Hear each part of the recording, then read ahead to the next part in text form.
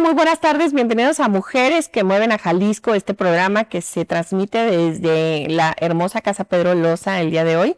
Y nos da muchísimo gusto que estamos presentando el día, esta tarde, a una brillante psicóloga. Ella es Leticia Ornelas Orozco y tiene una trayectoria impresionante que ya platicaremos con ella. Muchas gracias por estar con nosotros. Gracias, Leti.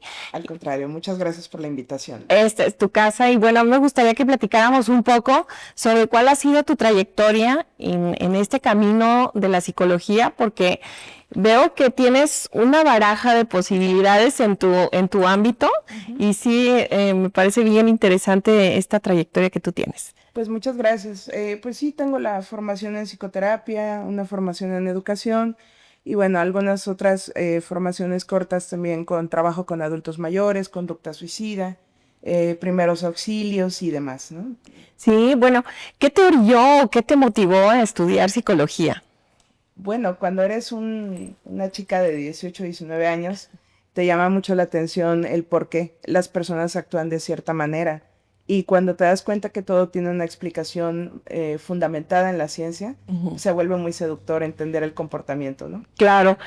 Bueno, yo me he dado cuenta que a lo largo de esta trayectoria que tienes, no sé, te inclinaste por ciertas cuestiones. Veo que tienes muchas cosas que tienen que ver con la intervención en crisis. Así es. ¿Y qué te ha motivado precisamente a esta área tan específica, tan complicada, y también cómo lo llevas tú? Bueno, lo que pasa es que definitivamente las crisis en las personas es algo que va a pasar. Y cuando tú empiezas a ver en tu entorno que hay personas que continuamente están atravesando por crisis emocionales, tú dices, bueno, ¿y cuál es mi papel o qué puedo hacer yo, no? Ahora como familiar, pues que a veces puedes ver como amiga, con otras personas, pues a veces te das cuenta que a veces solo no se trata de hacerla de interventor, sino de ser un vínculo seguro para quien no lo tiene. Claro, pero esto también, ¿cómo conlleva una carga emocional para ti como persona cercana que está llevando esto, ¿no? ¿Cómo lo sobrellevas tú en lo particular? O sea, los psicólogos, yo admiro esa parte, ¿no? Porque lo que reciben todo el tiempo son ese cúmulo de emociones de las personas que Sí, asisten. ya en el terreno profesional, obviamente, sí es continuo estar escuchando. De hecho, es como el grosor de la población que atiendo, que pues sí tienen condiciones en personalidad, en trastorno de personalidad, cuadros depresivos persistentes, adultos mayores en crisis. Entonces, la verdad es que el secreto está en mantener primero una vida equilibrada con respecto a tu persona. No es cuidar alimentos, hábitos, pero lo más importante es buscar apoyo psicoterapéutico. Sí, Un terapeuta debe estar con un soporte psicoterapéutico. ¿cómo Entonces, no? pues hay que ser lo más congruente posible con la salud mental propia para poder compartir salud mental. Qué importante, miren, de verdad que esta salud mental que hoy en día creo que le hemos tomado ahora sí la importancia que se debe en todos los sentidos, porque ya incluso desde el ámbito educativo, desde las propias políticas públicas que se han estado tomando en cuanto a salud mental, y yo creo que esto a partir también de la pandemia, que se vino una serie de circunstancias donde afectaron precisamente a todas las personas, desde niños hasta la gente adulta, porque no sabíamos cómo enfrentar este tipo de cuestiones, y ahora ya está en el foco. ¿Cuál ha sido para ti como la satisfacción más grande esta carrera que tú llevas? Es precioso ver cómo recibes a una persona que lamentablemente viene con mucho sufrimiento personal, una historia de mucho sufrimiento, historia de maltrato, de anulaciones, y cómo poco a poco con el proceso psicoterapéutico las personas van recobrando autonomía, autoaceptación, van construyendo y tejiendo vínculos seguros, estrategias para salir adelante. Esto no los exenta pues del sufrimiento cotidiano que conlleva pues la vida misma, ¿no? Los momentos de la vida. Pero ahora lo hacen con una versión mejorada, con más herramientas, con una visión más propia de lo que sí les corresponde hacer y no. Verlos crecer en ese sentido, dar altas, la verdad es que es súper gratificante, ¿no? Sí, te escucho y de verdad que, bueno, cuando ves de cerca alguna circunstancia, como que valoras más, empiezan a caer como veintes, ¿no? Sí. Dentro de tu ámbito de la psicología, ¿estás dando clases? Sí, soy profesora universitaria desde hace 25 años. Sí. En la formación en licenciatura en psicología. Y bueno, también doy clases a nivel de maestría, enseñando a otros terapeutas a trabajar. ¿En dónde das clases? En la Universidad Enrique Díaz de León. Ajá. Y en el Centro de Psicoterapia Cognitiva. Estuve escuchando por ahí que en algún momento estuviste en el Centro de Intervención en Crisis durante la pandemia. Lo que pasa es que daba clases en la Universidad de Guadalajara. Sí. Y estuve en la línea de intervención que abrió Cooks. Ay, qué barbaridad. Tenía yo un horario específico para estar en la línea de intervención. ¿Qué fue lo que más llegaba? Pues obviamente ansiedad, mucha angustia, mucha ansiedad por el tema del desconocimiento que teníamos en ese momento de la enfermedad. La incertidumbre, claro. Mucha incertidumbre respecto al ambiente, los manejos hospitalarios y también mucha crisis que había sido como detonada justamente por despidos. Las personas con despidos laborales, claro, con situaciones de crisis, varones que tenían esposas embarazadas y habían sido despedidos. Ya no les podían dar la seguridad social, o sea, todo el caos que se generó, bueno, principalmente obviamente los que llaman son adultos, pero pues fue un periodo donde se pudo dar esta atención inmediata, ¿no? Claro. En la línea telefónica. Qué interesante y qué labor tan loable y que además no lo vemos. Eso yo creo que es importante resaltarlo, ¿no? Como este tipo de atención que se tuvo, que además de manera muy acertada las universidades tomaron la batuta en este sentido de decir vamos para apoyar en todos los sentidos, es de verdad muy loable y personas como tú que estuvieron ahí atrás, que ahora sí me apachurra el corazón un poco saber que había gente y nosotros ni siquiera lo sabíamos. Bueno, cada quien vivió como quiso y pudo este tipo de cuestiones. Si hubiéramos estado a lo mejor con un cierto modo de angustia, yo en lo personal la pasé muy bien. Okay. Yo sí, estuve relajada, desayunaba, comía, cenaba mis horas, mis tiempos, claro, un sueldo a veces seguro, eso nos da cierta tranquilidad. Claro. Y eso también pues nos permitió a lo mejor llevarlo de la bien, manera. Pero como tú dices, esas personas que fueron despedidas, no me puedo imaginar. Y ahorita que lo escuchas, dices, híjole, no le dimos la importancia y qué bueno que ahora estamos en posibilidades de darle esa difusión de ese trabajo.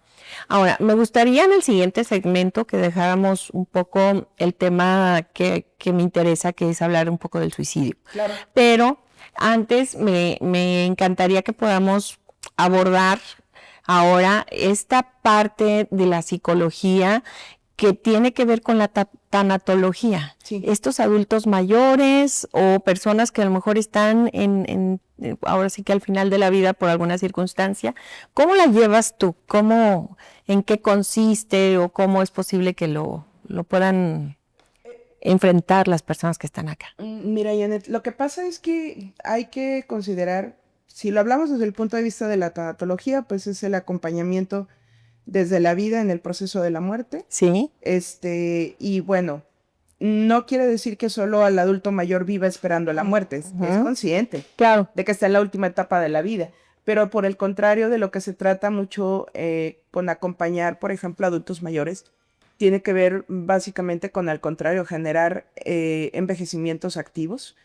Las personas que vivan con la mejor calidad de vida durante el tiempo que les quede, ellos son conscientes que no pueden hacer un plan de vida para dentro de 20 años, dentro de 10 años, claro, sino un plan de vida de bienestar en la actualidad, sobre todo la visibilización de sus necesidades en sus dolencias físicas o los niveles de incapacidad que van experimentando. Ahí se hace un trabajo psicogerontológico y tanatológico para poder ir asumiendo con la mayor dignidad posible las pérdidas naturales que conlleva el proceso de envejecer, ¿no? Claro, en el caso de adultos mayores que me ha tocado ver ya muy de cerca, ¿en qué consiste que su sueño o su ciclo circadiano se voltea completamente, en el que quieren estar dormidos de día y toda la noche para allá. Ajá, sí, sí, sí. ¿En qué consiste y que no se pueda cambiar?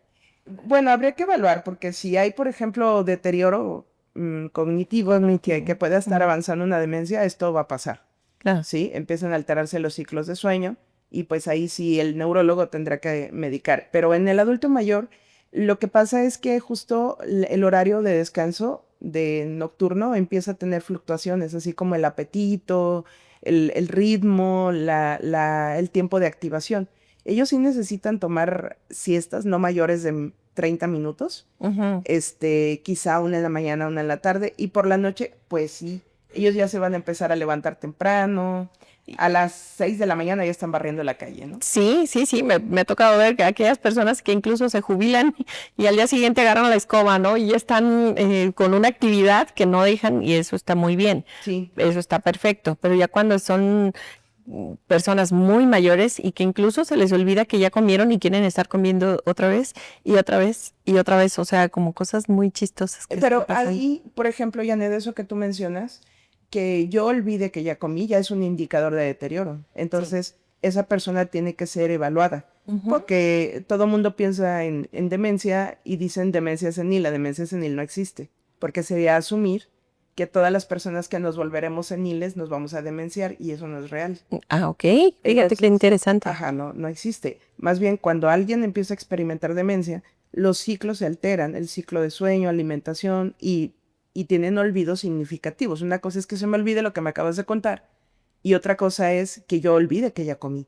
Entonces ahí más bien hay que evaluarlo porque no solamente existe el Alzheimer, hay muchos tipos de demencia que tienen que ser debidamente evaluados. Por ejemplo, en México tenemos tasas muy altas de demencia vascular versus demencia Alzheimer, mientras que en Europa la predominancia es Alzheimer por encima de las vasculares, y las vasculares están generadas por el estilo de vida del adulto mayor. ¿En qué consisten estas vasculares? Para que entendamos ahora sí en español. La vascular es que puede haber microinfartos cerebrales y que van generando demencia, pero si tú controlas lo cardiovascular, la demencia deja de ser tan abrasiva.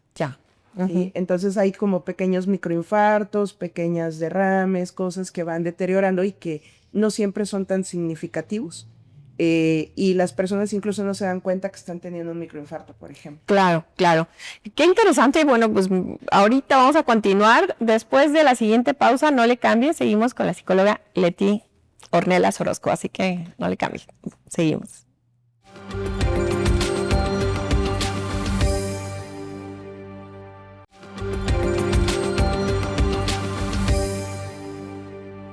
Bien, ya regresamos a Mujeres que Mueven a Jalisco desde Casa Pedro Loza y no se les olvide que todos los jueves en punto de las 5 de la tarde estamos en Jalisco TV o en las redes sociales de Maestra Wonja, así que no dejen de estarnos sintonizando, esperamos sus preguntas, dudas, comentarios, sugerencias, todos son bienvenidas.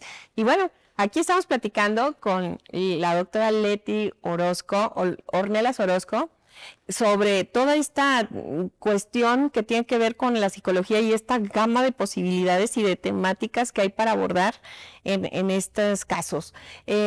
Doctora, cuéntanos un poquito más esta vivencia que hay con los adultos mayores, ya para cerrar un poco el tema y pasarnos al otro. ¿Qué sugerencias das para poder... ¿Cuáles son esas señales, digamos, de alerta de que un adulto mayor está generando no un Alzheimer, no una demencia senil, sino lo que dices tú, ¿no? O sea, una señal de alerta para poderle dar la atención debida? Bueno, es muy importante siempre tener consideración con la vida, el dolor y la sensación del adulto mayor. A veces como hijos somos un poquito cabezones y queremos que el adulto mayor camine a nuestro ritmo. Ah, sí, claro. Digo, si yo tengo 47 años y mi madre tiene 80, pues claro que no va a tener el mismo rendimiento, sus emociones cambian, su estructura de personalidad se va volviendo vulnerable porque tiene menos elementos que la sostengan, propias del deterioro. Sus cambios de humor. Exactamente. También. Entonces, creo que lo primero es mantener continua comunicación abierta con el adulto mayor y escuchar atentamente sus quejas. A veces creemos que es cansado estarlos escuchando, pero la verdad es que si mantenemos distancia solo porque a mí me fastidia, puede ser que no me esté dando cuenta que el adulto mayor está pasando por un periodo de depresión y que a veces la depresión puede ser como la antesala de una posible, un derrame, un accidente vascular o algo que puede empezar a generar un deterioro cognitivo. Entonces, es importante estar monitoreando el estado de ánimo del adulto mayor. Muy bien.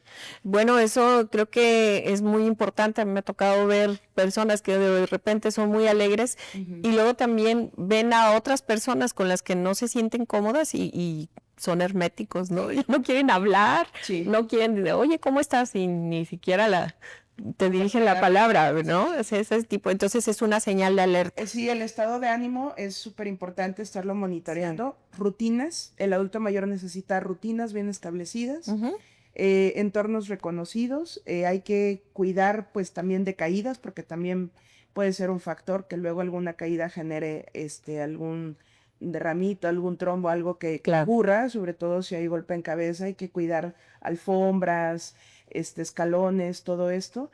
Y hay que observar la rutina, o sea, qué está cambiando de la rutina, es esperada o no, y sus chequeos médicos. Hay que prevenir para no lamentar. Claro, por supuesto. Bueno, pues ya lo saben, si tienen un adulto mayor, estas señales de alerta son básicas, elementales y necesarias. Y bueno, pues pasando a otro de los temas que ustedes abarcan, los psicólogos y en específico tú, ¿tienes alguna página de internet, algún lugar en donde podamos estar acudiendo a no sé, consultarte, etcétera, etcétera? Pues solamente pues mi número telefónico, no tengo una página profesional. Pues si no lo compartes, aquí bienvenido.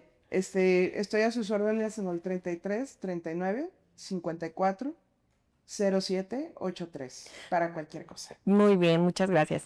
Y bueno, la temática que yo también quería abordar en esta ocasión es para todas aquellas mujeres, aquellas personas que se sienten con alguna situación en la que no encuentran una salida y quieren encontrar una puerta falsa. Así es. ¿No? Una salida que no tiene ya remedio, como es el quitarse la vida. Entonces, ¿qué podemos hacer? ¿Cómo podemos detectar situaciones de esta naturaleza en las personas? Lo primero que me gustaría decir es que muchas personas, quizá por falta de información, un poquito de entender el fenómeno, tendemos a pensar que la conducta suicida o el intento de la persona a veces es para manipular, para chantajear o porque son cobardes.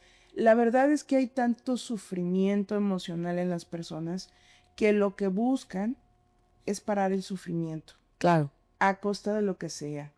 O sea, ya no pueden más con la carga, es terrible lo que están sintiendo, puede ser que haya demasiados días, hay ideas que les atormentan y se genera algo que se llama visión en túnel. ¿Qué quiere decir esto?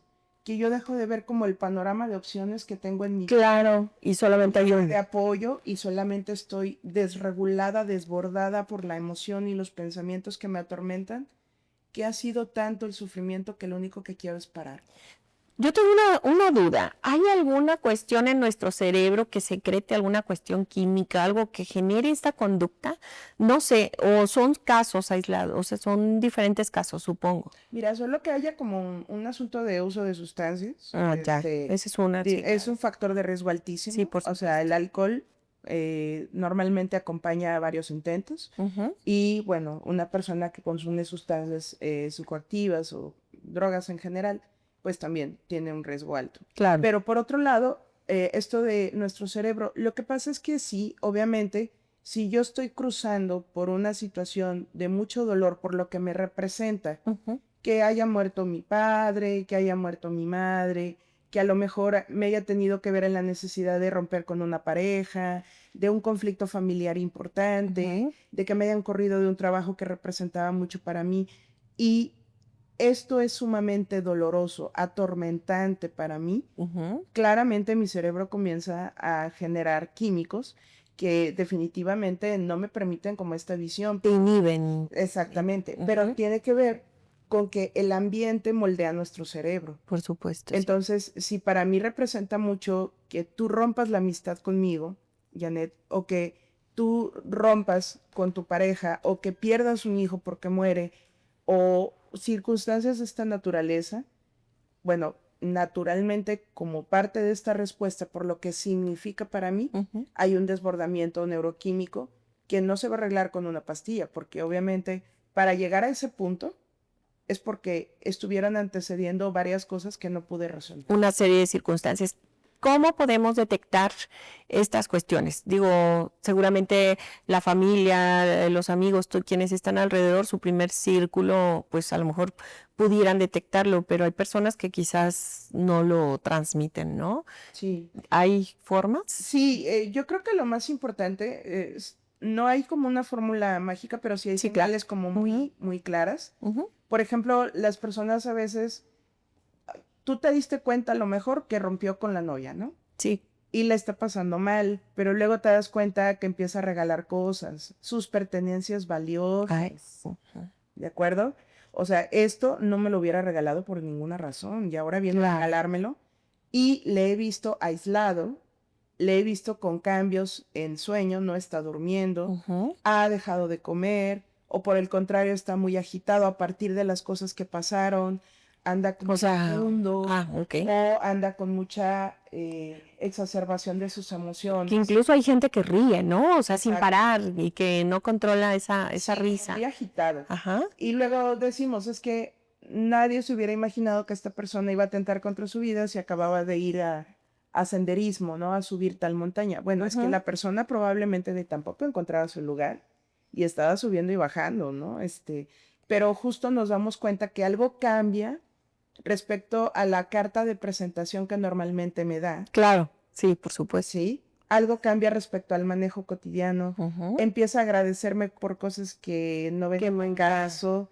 Te agradezco, Janet, porque has estado presente en mi vida.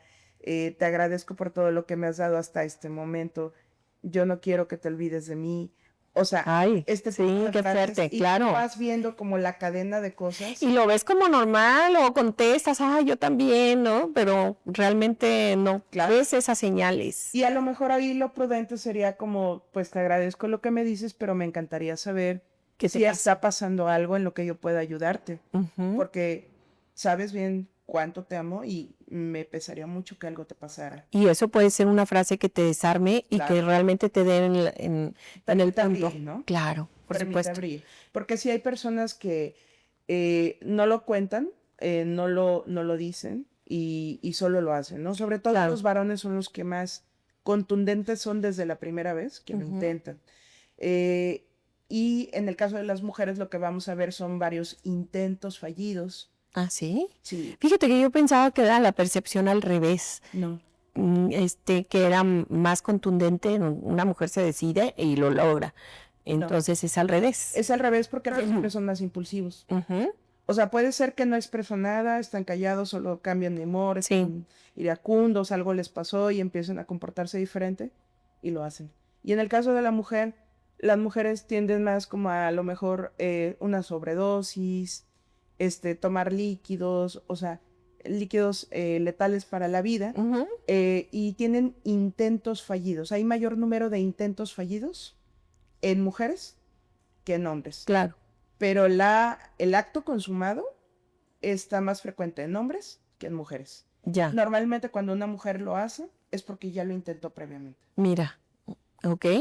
Y hay otra cuestión que tú mencionabas, estos temas de las separaciones y demás, pero también hay personas que no encuentran la salida con temas de deudas. Así es. Y esto creo que yo lo he visto también en algunos casos muy particulares. En algún momento trabajé en 24 años al frente de peritos aquí en el estado y yo veía, es que estaba endeudadísimo y tomó otra salida, no hubo más forma. ¿A dónde hay que acudir? ¿Cuáles son los teléfonos o dónde pueden recurrir directamente al 911, etcétera, para poder encontrar líneas de apoyo y líneas de ayuda?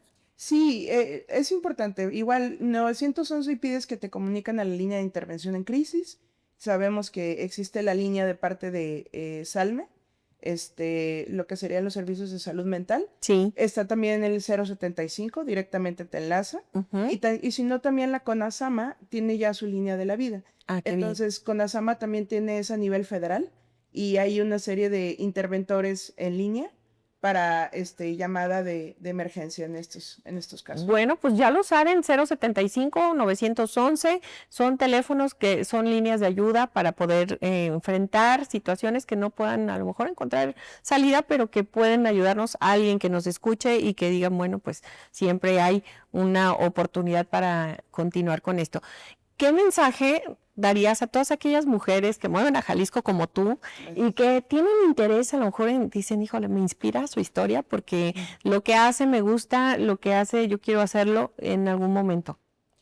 Yo lo que pensaría es, no dejemos de que a pesar de las circunstancias culturales que vivimos, donde esta cultura del género a veces quiere apagarnos, no dejemos que eso influya. Yo creo que lo más importante es la convicción a mis valores y a mis metas, el no parar nunca siempre de tratar de proponerme metas que realmente vayan de acuerdo a lo que yo deseo en mi vida personal, en mi vida profesional. Creo que lo más importante es contar con una red de apoyo, respáldate siempre por aquellas personas que te aman y que te impulsan. El amor mueve montañas. El amor cambia y el amor salva. Claro, así es. Muchas gracias, Leti. De verdad, estamos muy agradecidos contigo de que pues el día de hoy nos hayas ilustrado de esta manera. Y bueno, pues a todos ustedes no le cambien porque seguimos aquí en Mujeres que Mueven a Jalisco con nuestra siguiente invitada. Así que gracias. Gracias.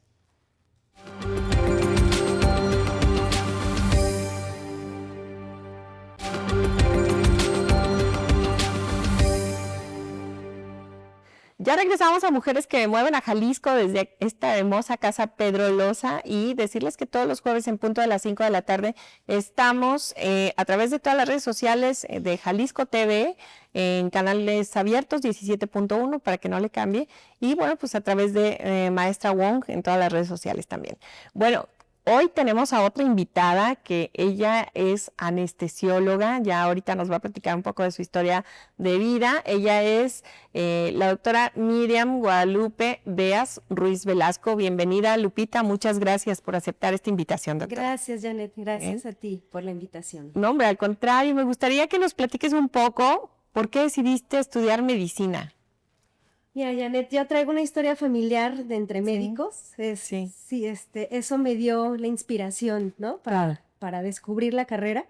Desde mi abuelo materno traemos esa inspiración. Después mi hermano, que fue el contacto más directo, los que ya lo vi, pues me llamó la atención, ¿no? Esa atención al paciente, ese continuo estar viendo inicialmente desde cómo funciona el cuerpo humano. Claro. Posteriormente de la ayuda hacia los pacientes. Por supuesto, sí, qué bonito. Y bueno, pues ya después descubrí la especialidad de anestesiología en el transcurso de la carrera, ¿no? Ajá. Yo no me imaginé. ¿Por qué te llamó la atención la anestesiología? Digo, yo creo que es como muy complicada, ¿no? No, mira, a mí me gustó mucho, siempre me ha gustado mucho el área quirúrgica.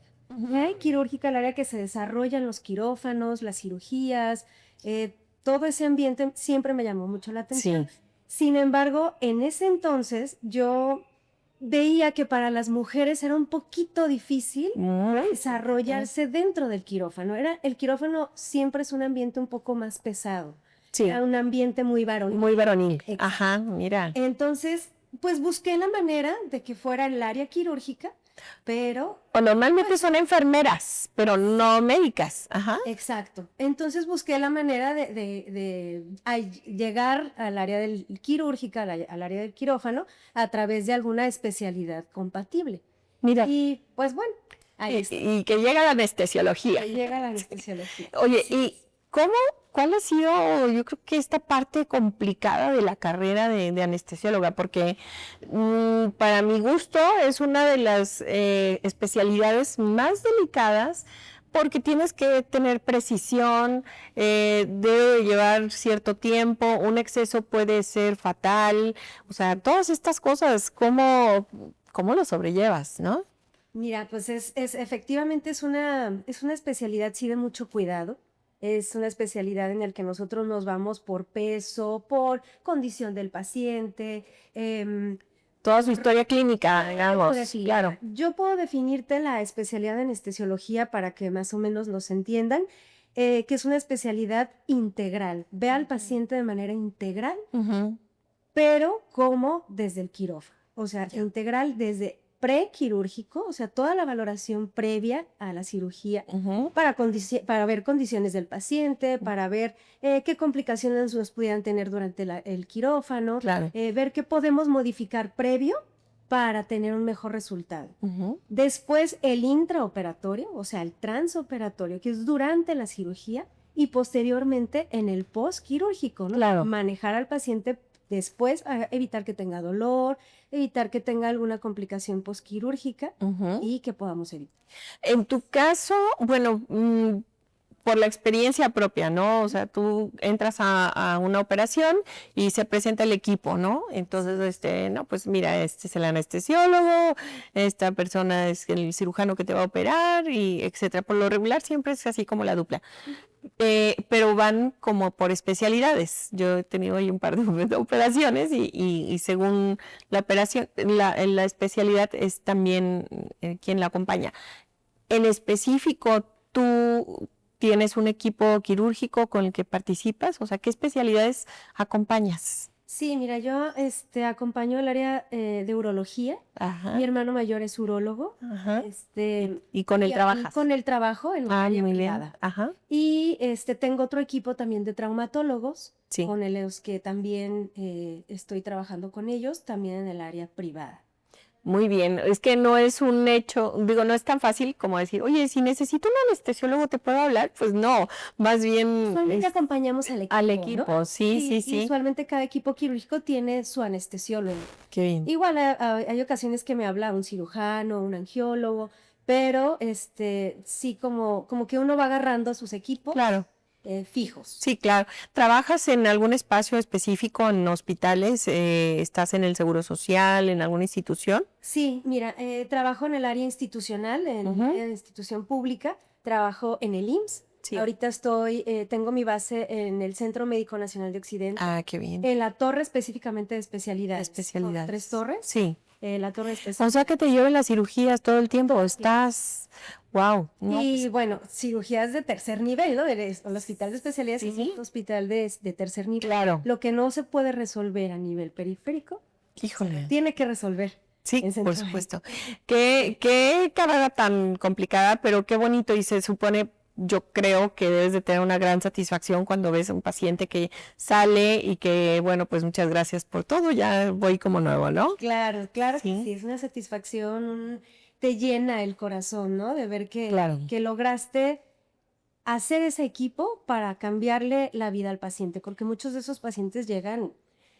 No es muy demandante porque de repente que te puedan hablar a medianoche, oye, ¿sabes qué? Necesito ayuda porque es una urgencia y vámonos. O sea, esta parte también es muy sacrificada, ¿no? Sí, es una especialidad. En general la medicina es una es un apostolado. Sí, es completamente sacrificada, ¿no? Pero la especialidad de anestesiología o cualquier quirúrgico también mucho más, porque... Sí, no hay hora, no hay día, no hay nada, no hay vacaciones. No hay día, no hay vacación, la urgencia no le puedes decir, espérame, ¿no? Estoy en la reunión, estoy con la familia, no, pues simplemente surge y pues tenemos que ir. Lupita, ¿cómo llevas esto con la familia? O sea, ¿cómo equilibras esta parte de tu profesión con el aspecto personal? Es un reto, Janet, es un reto continuo y diario. Sí. Porque la verdad es que me apasiona mucho lo que hago, pero soy amante de la familia. O sea, por supuesto. Tengo 2 pequeños y la verdad es que sí es un esfuerzo continuo. Tengo una red de apoyo muy buena. Eso es importante. Lo cual yo creo que lo agradezco infinitamente. Tengo a mis papás, tengo a mi esposo, también es médico. Nos compaginamos muy bien y son mi red de apoyo principal. Ay, qué bueno, sí. El tener a alguien así de inmediato, la verdad es que es una ayuda. ¿Cómo es que conoces a tu esposo? La conozco en la carrera También. de medicina entrando nos conocimos y pues no creímos que fuéramos a durar tantos años. Mira, ¿ya tienen cuántos? ¿Como 14 años? Tenemos casi 15 años de casados Qué bárbaro. y previamente 8 años de novios. No. De 20 años juntos. Sí, qué bárbaro, pues sí, creo que más de la edad que tienen casi, ¿no? Oye, y él es también anestesiólogo, ¿está en este rubro o está en otra? Él es internista, internista. De hecho, nos compaginamos muy bien porque yo siempre digo que el anestesiólogo es el internista del quirófano. Claro. ¿No? Es como el que tiene que ver al paciente de manera integral. Él lo pasa en su especialidad en la consulta. Sí. Entonces, tiene una visión integral del paciente adulto. Y ya tienen 2 niños, y entonces el tema de la familia, el equilibrio, ¿cómo lo llevas a cabo? Porque sí es difícil. Sí, es muy complicado. Mira, a mí me gustaría a lo mejor trabajar muchísimo más, pero como valoro mucho esta parte familiar, pues sí tengo que limitar, ¿no? Claro. Mis equipos quirúrgicos son pocos, pero con eso son suficientes para poder llevar un equilibrio entre tanto la familia como... Y otra cosa, la cuestión institucional, pública, yo la llevo en una jornada acumulada que le llamamos nosotros, que es de sábado y domingo. Entonces, sábados y domingos ahí estás en el hospital. Sábado y domingo, 6:30 de la mañana, 11 de la noche. Es mi horario de ambos días, pero eso me permite estar de lunes a viernes. Toda la semana con tus hijos. Toda la semana con mis pequeños. Así. Ay, hijo, bueno, pues de verdad que a mí me parece muy sacrificado, de verdad. Pero también logras ya acostumbrarte y los hijos también, y además son inspiración para ellos, ¿no? De alguna u otra forma, porque saben que están en esta cuestión de trabajo. Ahora, ¿cómo...? Ahora tu marido dices que es internista y él también está en esta red de apoyo, pero él está con los niños fin de semana. El fin de semana. El fin de semana, él son sus niños. Son de él. Exactamente. Ay, no, bueno, pues es que esa ayuda, ¿qué más quieres? Sí, y en la semana pues también, ¿no? Si me surge alguna cirugía privada, pues entonces la red de apoyo inicial es él, y si no, pues ya, mis papás. ¿Tú perteneces al sistema de investigación o es tu papá? Estoy confundiendo porque creo que él ganó diferentes premios en investigación científica, ¿no? Sí. Qué interesante, cuéntanos ahí esa parte. Una trayectoria muy brillante, la verdad es que es admirable. Él pues nace en un pueblito aquí de Jalisco y pues de la nada, ¿no? Inicia su trayectoria y se convierte en miembro del Sistema Nacional de Investigación. Y pues es miembro emérito. Le gana ¿Cómo se llama tu papá? Carlos Beas Zárate. Carlos Beas Zárate. ¿Y él entonces es investigador, pero es médico también? No, su carrera inicial fue químico farmacobiólogo. Científico, sí, totalmente. Y de ahí hace sus maestrías en ciencias, tiene un doctorado, y se va por el área de investigación. Su área específica era de neurociencias. Entonces él maneja toda la cuestión neurológica mejor. Qué interesante. Bueno, estamos en esta inspiradora historia de Lupita Beas Ruiz Velasco, y de veras no le cambien porque seguramente después de la pausa vamos a continuar con esta interesante charla de historias de éxito de mujeres que mueven a Jalisco. Regresamos.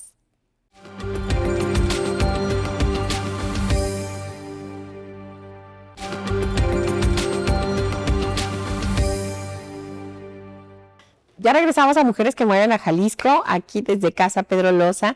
Y recuerden que en el 17.1 o Jalisco TV y todas sus redes sociales nos podrán encontrar todos los jueves a las 5 de la tarde. Bueno, estamos platicando con Lupita Beas Ruiz Velasco, una anestesióloga que ya nos ha comentado esta parte de cómo inició y estos aspectos de su vida personal. Pero Lupita, a ti te tocó vivir una etapa muy complicada recientemente, que fue el tema del COVID. Creo que esta parte fue un parteaguas para todo el mundo, ¿no? Yo creo que lo hemos platicado en cada programa, porque cada quien ha tenido una vivencia diferente. ¿Cuál fue la tuya? Sí, mira, Janet, fue un periodo muy complicado, ¿no? Totalmente, sí. En la cuestión institucional, en el área pública, a nosotros nos reclutaron, nos pidieron el apoyo y nos ofrecieron coberturas especiales en COVID. Y pues ahí mucha gente decidió retirarse, yo me quedé. estuve asignada a la terapia intensiva del Hospital 46. Qué complicado, porque además el riesgo permanente y latente, ¿no? O sea, aparte, ¿sabes qué? Es una enfermedad, o era una enfermedad en ese entonces que no se conocía. Total. No sabíamos hacia dónde ¿A qué te estabas enfrentando? ¿A qué te estabas enfrentando? ¿No? Yo recuerdo alguna vez el periodo de la influenza, más o menos, pero nada que ver. O sea, esto fue una cosa muy, muy fuerte. Entonces, el estar ahí continuamente, yo tenía un turno nocturno en el área de terapia. La verdad es que terapia intensiva no es un área donde nosotros nos movemos de una manera cotidiana, normal. Entonces, sí fue muy difícil desde conocer la enfermedad, ver sus comportamientos, ver las complicaciones y ver tanta pérdida humana. Totalmente. Poco tiempo. Sí, sí, que llegaban y a lo mejor ya era un estado crítico. Sí. Oye, ¿y salías del hospital, ibas a tu casa o ahí te quedaste todo ese tiempo? No. Por el riesgo de que decías, es que cómo voy a llevar esto a mi casa, ¿no? Eso era lo más angustiante. Sí. ¿No? Era lo más angustiante, el llegar a mi casa. Yo me acuerdo que hicimos una especie como de filtro entrando a mi casa, de su casa, en donde completamente nos desprendíamos de las prendas. Lo contaminado lo dejábamos en el hospital, llegábamos, nos quitábamos las prendas que traíamos y directito a bañar, ¿no? Yo me acuerdo, mis hijos estaban muy pequeños y me acuerdo que corrían, ¿no? Mamá, a recibirte, y yo así, tal cual. Ay, qué horror. Sí, ese contacto que quisieras. Contaminada, no me toques, me voy a pasar a bañar. O sea, fue una etapa muy complicada. Sí, y también para los chaparros, ¿no? O sea, la verdad es que los niños también le batallaron, sobre todo el grande es el que más recuerda. Sí, claro. Mamá, que no te podían tocar, ¿te acuerdas? Ay, qué difícil. Fue una etapa muy complicada. ¿Y tu marido estuvo en esa misma situación, en esa misma circunstancia? En los hospitales. Oye, y el tema de, no sé, la angustia de decir, no estaré contaminado, ¿no te contagiaste nunca? ¿No pasó? Me contagié. Me contagié ya hasta la última etapa, ya cuando estábamos vacunados. Sí. Y se contagió primero mi hijo, el más grande. Ajá. Y él los llevó. Y él los llevó y yo no me contagié en esa ocasión. No, me bulizaba, estaba ahí todo, pero nunca me contagié. Me contagié 2 meses después, una gripe común y corriente, ya vacunados. Vaya, menos mal. Sí. Pero, ¿qué cuadros tan difíciles y tan complicados te tocaron en ese entonces? ¿Qué te dejó? Ahora sí, como experiencia y como parte que puedes compartir, esa situación de vida de incertidumbre y aparte tu estabilidad mental. Sí, ¿no? sí, no, la verdad es que me dejó que somos tan vulnerables, o sea, somos completamente pasajeros, ¿no? En esta vida. Sí. O sea, la verdad es que en un momento a otro la vida te cambia por completo, y sí me dejó como ese saborcito que uno dice, híjole, hay que aprovechar cada momento que tenemos y dar lo mejor que tenemos. El aquí y el ahora. El aquí y el ahora. Somos, como dices in Yután, es una hoja en la tormenta, ¿no? Realmente no sabemos en qué momento vamos a desprendernos o aferrarnos y a quedar allí, ¿no? Y permanecer. Sí, completamente. Sí. O sea, la verdad es que fue una angustia continua precisamente para no infectarme, para no llevar la enfermedad a mis papás. Mis papás no los veía a mis hijos. Y sí fue un cambio de vida para todos. Pues es que yo creo que el tema, eso yo creo que también yo comentaba hace un rato que fue la mejor época para mí en lo personal porque estoy acostumbrada a estar desde de foco a foco, o sea, salgo de casa y ya no sé a qué hora regreso después de las 10 de la noche y es casi nomás para dormir, pero ahí descubrí que tenía un rincón muy bonito que podía poner con plantas, con flores, sabía que mi refrigerador estaba con comida, hacía desayuno, comida, cena en casa y hacía ejercicios, hacía yoga, lo que nunca hice, bajé de peso, hacía Zoom, bueno, esas cosas que me cambiaron la vida y yo decía, qué gusto. Pero sí, no ver a tus padres, no ver a tus hijos, a tus nietos y eso, claro. Sí, claro, eso fue un parteaguas para todos, yo creo. Y eso es el dolor. Todo el área de salud fue muy castigados. Muy castigados, sí. Claro. Nos marcábamos, o sea, teníamos marcas en la cara por las Los cubrebocas. Las cubrebocas, que no estoy quitando, las mascarillas aquellas que... O sea, había muchas situaciones que sí eran muy complicadas, ¿no? Sí, por supuesto. No dormíamos, o sea, el turno nocturno implicaba no dormir, porque pues, o sea, no podías ir a dar un sueñito mientras, no, o sea, eran los pacientes. ¿Y estabas en esa misma dinámica de estar nada más sábados y domingos no, o estuviste de manera permanente? No, ahí sí estaba, el turno nocturno eran 3 veces a la semana. Ajá. 3 veces a la semana, que era lo que yo iba y de 8:30 de la noche a 7:30 de la mañana. Ay, qué caray. Sí. Qué Entonces complicado. era todo una logística para entrar a la terapia, porque pues tú llevabas tu ropa quirúrgica y te tenías que vestir con un traje especial. Sí, ¿cómo no? Un Tyvek, y pues máscaras y todo para poder entrar. Y una vez que entrabas, pues no salías, o sea, no te podías estar quitando y poniendo. Y el dolor de ver que a lo mejor tus propios compañeros, el dolor de las personas que estaban alrededor, qué complicado, qué época, que espero que quede atrás y no vuelva a repetir. Sí, claro, Sí, claro. Y ahora, hay mujeres que seguramente quieran decir, bueno, a mí me gustaría, yo estoy estudiando la carrera de medicina y a lo mejor me quiero decantar por cierta especialidad. ¿Qué recomendaciones tú darías a todas aquellas personas que quieren, pues, precisamente seguir los pasos e inspirarse en tu historia, pero además también cómo abrirse ese camino en un mundo de hombres, ¿no? Que yo creo que eso es lo más importante, saber Sí. qué mensaje les darías a las mujeres. Sí, mira, yo creo que, pues primero que sigan el instinto, ¿no? Que sigan eso que les apasiona. Sí, que claro. Si hay algo que les gusta, sea quirúrgico. Luchar por eso.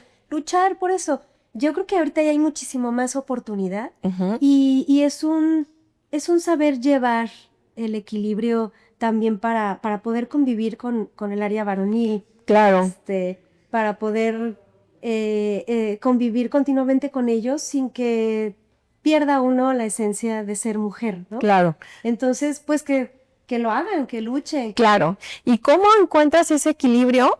Dices, bueno, tienes una red de apoyo muy interesante que son tus padres, tu familia, tu esposo y el tema de los hijos. Y además has sido favorecida también de alguna forma en encontrar un trabajo de sábados y domingos y que te permite estar entre semana con ellos. ¿Cómo llevas esa parte? ¿Cómo lo armonizas? ¿Tienen tareas alternas? ¿Los llevas a extracurriculares, etcétera, etcétera? Sí, procuro partirme en 1000 pedazos durante el día, Sí. ¿no? Muchas veces mis equipos quirúrgicos trabajan por la mañana, entonces Uh-huh. que ellos están en el colegio, yo me voy a trabajar. Durante las tardes procuro ahí estar con ellos haciendo tarea, pero también pues llevarlos a sus extracurriculares, o sea, finalmente... Oiga, fiestitas y las fiestitas, porque los niños, ¿no? Que el cumpleaños y que estas actividades. Tienen una energía impresionante, sobre todo los varones. Entonces uno juega pádel, pues voy y lo llevo a pádel, el otro, él le encanta dibujar, pues entonces a dibujo, a pintura, lo que sea necesario. Pues, que puedan estar desarrollándose. Que puedan estar desarrollándose. Cuando de repente se me cruza alguna cirugía por la tarde, pues, ¿sabes qué? Mi esposo, pues, voy y te veo en tal lugar, y ahí te quedas tú con los niños y yo voy a trabajar, ¿no? Entonces es una comunicación continua entre los dos para poder armonizar y equilibrar, un poquito, pues, el día. Oye, pues qué inspirador de veras, porque bueno, todas aquellas mujeres que estamos ahí, que cómo le hago y que se nos cierra el mundo, todo se puede organizar, acabas de decir, Eso. comunicación constante, comunicación permanente, porque de otra manera no funciona así y bueno, tratar de tener una red de apoyo que te pueda ir facilitando la vida y este trabajo pues bendecido que tienes, ¿no? De accesos y de flexibilidad de alguna forma para poder desempeñarte como mamá. Sí, ¿no? sacrificar algunas cosas, pues finalmente no puedes abarcar todo al mismo tiempo, ¿no? Entonces, bueno, yo sacrifico mis fines de semana por continuar en el área institucional. ¿Cómo te ayudas a ti misma? ¿Cómo haces para tu tiempo para ti? Mi tiempo, ejercicio. Bueno. Yo me voy al ejercicio, procuro todas las mañanas hacer ejercicio. Una vez a la semana hago yoga. La verdad es algo, ahorita que dijiste que hacías yoga, padrísimo, la verdad me encanta. Eso, encontrar un equilibrio, claro. Minutos de paz, de tranquilidad, por supuesto. Entonces, pues sí, es importante también darte tu tiempo, ¿no? Leer lo que te gusta, o ir al cine, Tengo un o club hacer de algo. lectura. Ay, eso está maravilloso. Con mis amigas, entonces también eso es un buen pretexto para juntarnos, Claro. para leer un libro al mes, y seguir viendo otras cosas que no sea medicina. Claro, alimentarte de otras cosas. Oye, qué bonito, Sí. de veras. Pues te felicito, Lupita. Muchas gracias de veras por esta plática tan sabrosa que nos has dado sobre toda esta materia tan desconocida para muchos y que lleva un riesgo impresionante y que una mujer fregona lo hace, ¿no? Eso está padrísimo. Y bueno, pues a todos ustedes les agradecemos el favor de su atención. Lupita, muchas gracias por aceptar esta invitación. Gracias a ti. Y nos vemos todos en la siguiente cápsula la próxima semana. No nos dejen de sintonizar. Nos vemos.